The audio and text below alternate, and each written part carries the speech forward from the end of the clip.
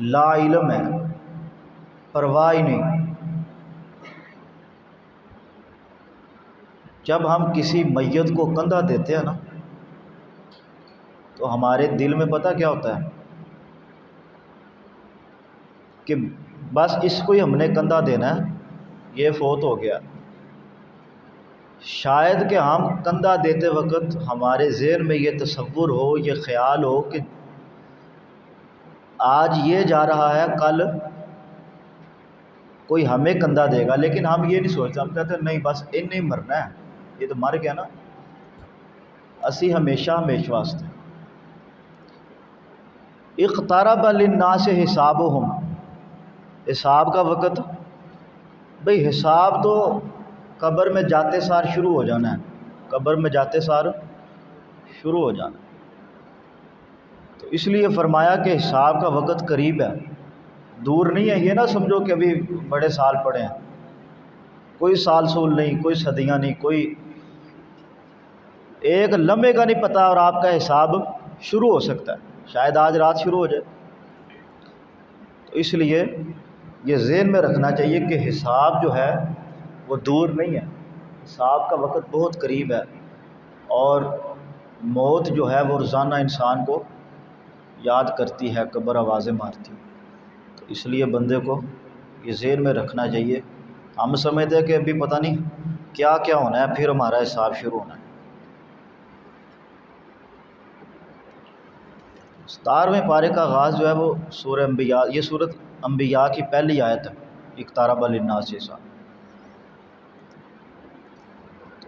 فرمایا کہ حساب کا وقت قریب ہے۔ اس کے ساتھ اللہ تعالیٰ نے فرمایا کہ دین جو ہے نا، دین جو سیکھنا ہے آپ نے، دین سیکھنے کا طریقہ اللہ تعالیٰ نے بتایا ہے اس صورت میں۔ فرمایا اہل علم سے دین سیکھا کرو، اہل علم سے دین سیکھا کرو۔ اللہ تعالیٰ نے مختصر سا اس میں تذکرہ کیا، اور ساتھ فرمایا کہ یہ جو زمین اور آسمان ہے یہ کھیل تماشا نہیں ہے، ان کو کھیل تماشا نہ سمجھا کرو، یہ اللہ تعالیٰ کی نشانیوں میں سے نشانیاں ہیں، اور جو عقل رکھتے ہیں، فہم شعور رکھتے ہیں، ان کے لیے اس میں بڑی نشانیاں موجود ہیں زمین و آسمان میں، کھیل تماشا نہیں۔ اگر کھیل تماشا اللہ نے کرنا ہوتا تو بہت سی چیزیں موجود تھیں، اللہ ان کے ساتھ بھی کھیل تماشا کر سکتا تھا۔ یہ زمین آسمان کھیل تماشا نہیں، انہیں کھیل تماشا نہ سمجھا کرو۔ اس کے ساتھ اللہ تعالیٰ نے فرمایا، اللہ تعالیٰ نے پانی کے ساتھ ہر چیز کو بنایا ہے۔ کس کے ساتھ؟ پانی کے ساتھ۔ تو پانی جو ہے اس کی بڑی اہمیت ہے، ٹھیک ہے، پانی، یعنی آپ جدھر بھی نظر ڈالیں آپ کو پانی نظر آتا ہے، اور پانی زندگی کا ایک، آپ سمجھیں کہ زندگی پانی کے ساتھ۔ تو پانی اللہ تعالیٰ نے اس کا ذکر کیا، الماء۔ اس کے ساتھ اللہ تعالیٰ نے انسان کو فرمایا کہ ہم مشکل وقت میں اور آسانی کے وقت میں انسان کو آزماتے ہیں، پریشانی، مصیبت، وہ ہے نا دوسرے پارے میں آیت والا، نَبْلُوَنَّکُمْ بِشَیْءٍ مِّنَ الْخَوْفِ وَالْجُوعِ وَنَقْصٍ مِّنَ الْأَمْوَالِ وَالْأَنفُسِ وَالثَّمَرَاتِ۔ تو اللہ تعالیٰ آزماتے ہیں، پریشان نہیں ہونا، کوئی مصیبت آ جائے، ٹھیک ہے جی، پریشان نہیں ہونا۔ تو یہ اللہ تعالیٰ، سورۃ انبیاء ہے نا، اللہ تعالیٰ نے یہ بات کیوں کی کہ ہم آزماتے ہیں؟ آگے اللہ نے پھر آزمایا نبیوں کو، اللہ نے نبیوں کو آزمایا، پھر اس کا تذکرہ بھی کیا، میں آپ کے سامنے رکھتا ہوں۔ پھر فرمایا کہ قیامت والے دن میزان لگے گا، ترازو، اور وہ ترازو دنیا کے ترازو جیسا نہیں ہوگا، اس پر عدل ہوگا، انصاف ہوگا، گناہوں اور نیکیوں کا وزن کیا جائے گا۔ دعا فرمائے اللہ تعالیٰ ہمارا نیکیوں والا جو پلڑا ہے وہ بھاری کر دے۔ حضرات، اس کے ساتھ اللہ تعالیٰ نے جناب ابراہیم علیہ السلام کی جوانی کا ایک واقعہ نقل فرمایا کہ جب حضرت ابراہیم علیہ السلام نے اپنے گھر والوں کو اور اپنی قوم کو کہا کہ یہ جو بت رکھے ہوئے ہیں آپ نے، یہ کیا ہے، یہ کیا حساب کتاب ہے، اتنے زیادہ بت، پورا آپ نے ایک بت خانہ ہی بنایا ہوا ہے، ایک بڑا بت ہے، باقی سارے چھوٹے، ایسے جیسے دکان لگی ہے بتوں کی، تو یہ کیا؟ انہوں نے کہا جی یہ ہمارے رب ہے، ہمارے خدا ہیں، تو یہ نفع نقصان کے مالک ہیں، تو ہم ان کی عبادت کرتے ہیں، ہمارے یہ رب ہے۔ خود ہی ابراہیم کے جو والد صاحب تھے وہ خود بتوں کو اپنے ہاتھوں سے تراشتے تھے، آزر صاحب، تو تو وہ خود بتوں کو تراشتے تھے. تو انہوں نے ابراہیم کہنے لگے ابا جان یہ کیوں آپ ان کی عبادت کرتے ہیں, کیا حساب کتاب ہے؟ کہنے لگے ہمارے ابا و اجداد کرتے تھے, ہم بھی اس لیے کرتے ہیں. یہ جواب انہوں نے دیا پاگلوں والا. ہمارے ابا جان کرتے تھے, دادا جان کرتے تھے, ہم بھی اس لیے کرتے ہیں ان کی عبادت, تو یہ ہمارے خدا ہیں. اچھا مختصر میں کروں, ایک دن کیا ہوا, مشہور واقعہ آپ نے سنا ہے, اس بارے میں موجود ہے. وہ میلے پر جانے لگے قوم کے لوگ, ابراہیم کو بھی کہا کہ ہمارے ساتھ چلو. انہوں نے کیا کہا, میں نے نہیں جانا. تو ابراہیم نے ٹھانی ہوئی تھی کہ جس دن قوم کہیں غائب ہوگی نا ساری, تو میں ان کے بتوں کے ساتھ تھوڑا سا نا چھیڑ چھاڑ کروں گا. تو یہ ابراہیم نہ گئے, بہانہ لگا دیا, کہا میں نا بیمار ہوں, آپ میلے پہ چلے جاؤ, میں نہیں جا سکتا. قوم میلے پر چلی گئی. تو ابراہیم پیچھے سے ان کے بت قدے میں داخل ہو گئے, کلاڑی پکڑ لی اور بتوں کو توڑنا شروع کر دیا. کسی کا کان اتار دیا, کسی کا ناک اتار دیا, کسی کی گردن اڑا دی, کسی کے ہاتھ پاؤں توڑ دیے. جناب تباہی پھیر دی, دور تیش نیش کر دیا ان کو. ہاں جی, تیش نیش کر دیا ان کے خداؤں کو جھوٹے. قوم واپس آ گئی میلے سے. اللہ اکبر. میلے سے واپس آئی تو اپنے خداؤں کے پاس گئی, جا کے دیکھا کسی کا کان ٹوٹا ہے, کسی کے ہاتھ ٹوٹے ہیں. تو نا بڑے پریشان ہو گئے, کہنے لگے یہ کام کس نے کیا ہے؟ ایک ہی بندہ ہے, وہ بڑا ظالم ہے. ابراہیم کی طرف اشارہ کیا, کہتے ہیں ایک ہی بندہ ہے, وہ یہ کام کر سکتا ہے, اس کے علاوہ کوئی یہ کام نہیں کر سکتا. بلاؤ اس کو. بلایا گیا حضرت ابراہیم علیہ السلام کو. کہا ابراہیم ہمارے خداؤں کو تو نے توڑا ہے؟ جی میں نے توڑا ہے. کہنے لگے وہ بیٹھا ہے, ہم میرے سے کیوں پوچھتے ہو؟ وہ بیٹھا ہوا ہے آپ کا بڑا, وہ ایک بڑا تھا نا ان کا بت, اس کے کندھے پر وہ توڑ کے نا, تو کلاڑی اس کے کندھے پر رکھ کے چلے گئے. قوم نے پوچھا یہ کیا؟ کہنے لگے اس سے پوچھو, یہ آپ کا بڑا بیٹھا ہوا. اچھا جب حضرت ابراہیم نے یہ کہا نا, تو آپ کو ایک بات بتاؤں, ان کو اس وقت بات سمجھ آ گئی تھی. اس کا ذکر ہے قرآن مجید میں, اس سپارے میں. ان کو بات سمجھ آ گئی تھی کہ یہ تو بات صحیح کر رہا ہے, کہ نہ یہ بولتے ہیں, نہ یہ بتا سکتے ہیں, نہ یہ کھاتے پیتے ہیں, نہ یہ کھلاتے ہیں پلاتے ہیں, ہم ان سے اب کیسے پوچھیں؟ ابراہیم کہہ رہے اسے پوچھو, یہ بڑا بیٹھا ہوا ہے. اللہ کو بات سمجھ آ گئی, لیکن سائڈ میں باتیں کر کے نا تو پھر آ گئے, کیونکہ اب چھوڑ تو نہیں جا سکتے تھے اپنے باپ دادا کے دین کو. کہنے لگے یہ تو نے کیا ہے. آپ یعنی بڑے شرمندہ بھی ہوئے اور ڈٹ بھی گئے اپنے مذہب پر. کہنے لگے ہم تجھے نہیں چھوڑیں گے.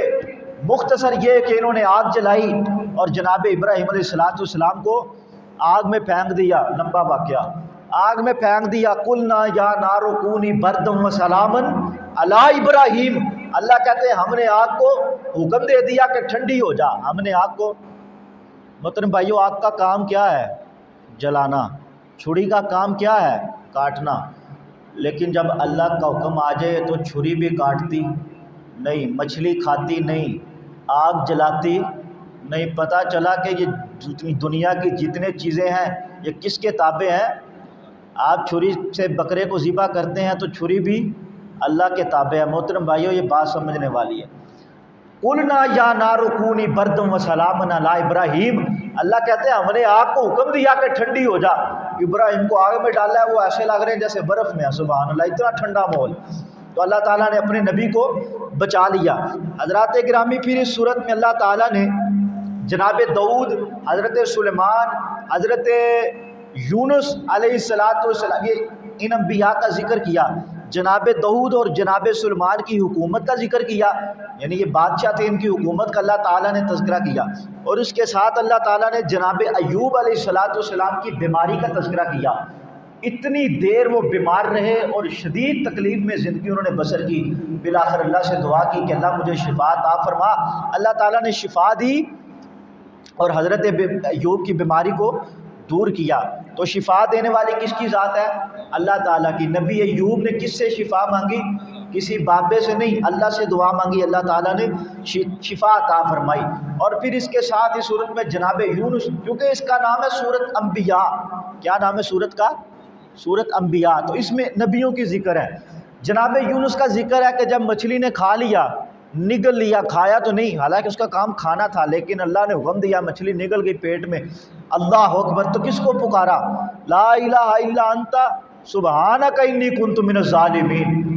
اللہ نے سنی نا نبی یونس کی مشکلوں میں، اندھیروں میں، مچھلی کے پیٹ میں کس نے سنی؟ اللہ نے سنی، جناب یونس کو نجات دی۔ اللہ اکبر۔ تو اس واقعے کا بھی اس بارے میں ذکر ہے۔ اب پورا واقعہ نہیں بیان کیا جا سکتا۔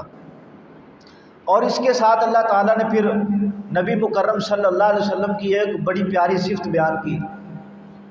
یہ جتنے سابقہ نبی آئے نا نبی کریم صلی اللہ علیہ وسلم سے پہلے، وہ کسی علاقے کے لیے آتے، محدود زمانے، محدود خطے کے لیے نبی آتے، لیکن محمد کریم صلی اللہ علیہ وسلم وَأُرْسِلْتُ إِلَى الْخَلْقِ كَافَّةً، دو جہانوں کے نبی بن کر آئے محمد کریم، مشرق مغرب شمال جنوب عرب عجم۔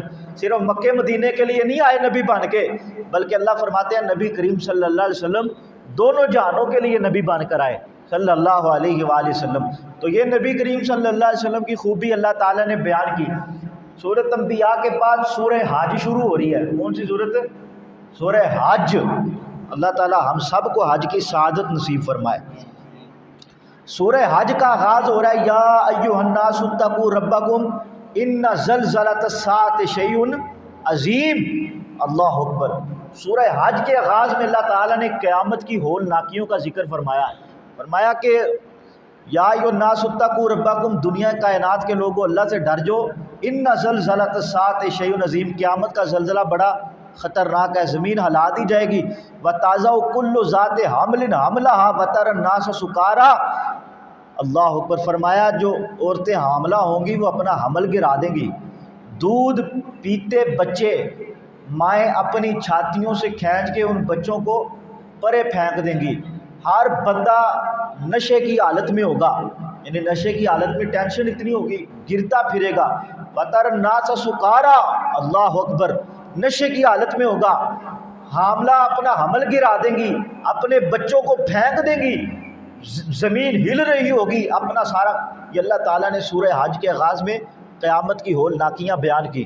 اور اس کے ساتھ اللہ تعالیٰ نے بدر کے مارکے کا ایک مرتبہ پھر چھوٹا سا ذکر کیا۔ وہ اس لیے کہ اللہ تعالیٰ فرماتے ہیں کہ جب بدر کا مارکا ہوا نا تو وہ رنگ نسل کے لیے نہیں ہوا، اپنی ذات برادری کے لیے نہیں ہوا، کنبے قبیلے کے لیے نہیں ہوا۔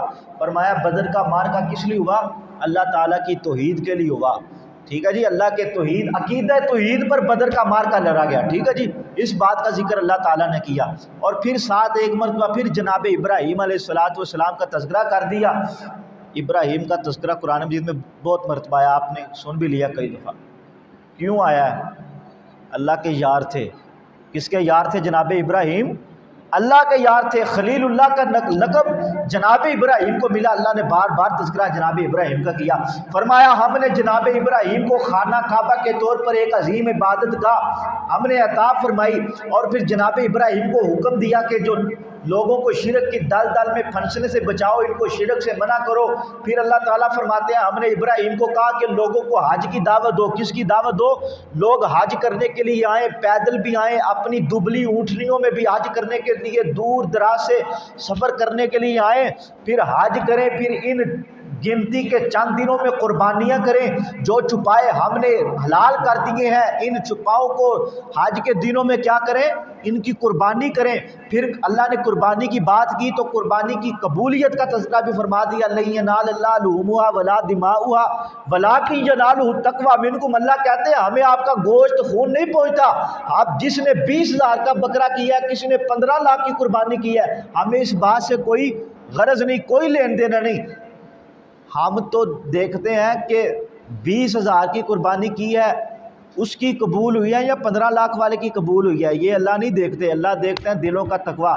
اگر 20,000 والے کے دل میں تقویٰ موجود ہے اس کی ہو گئی ہے، 15 لاکھ والے کے دل میں تقویٰ موجود نہیں، اس کی قربانی قبول نہیں ہوئی۔ اس بات کا بھی اللہ تعالیٰ نے اس بارے میں تذکرہ کیا۔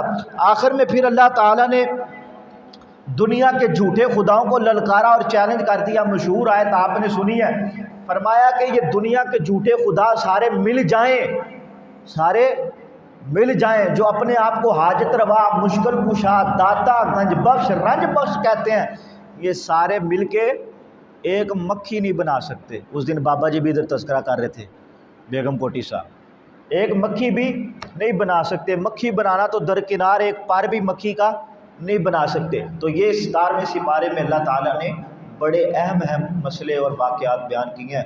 دعا فرمائے اللہ تعالیٰ قرآن سمجھنے عمل کرنے کی توفیق عطا فرمائے۔ آخر دعوانا الحمدللہ رب العالمین۔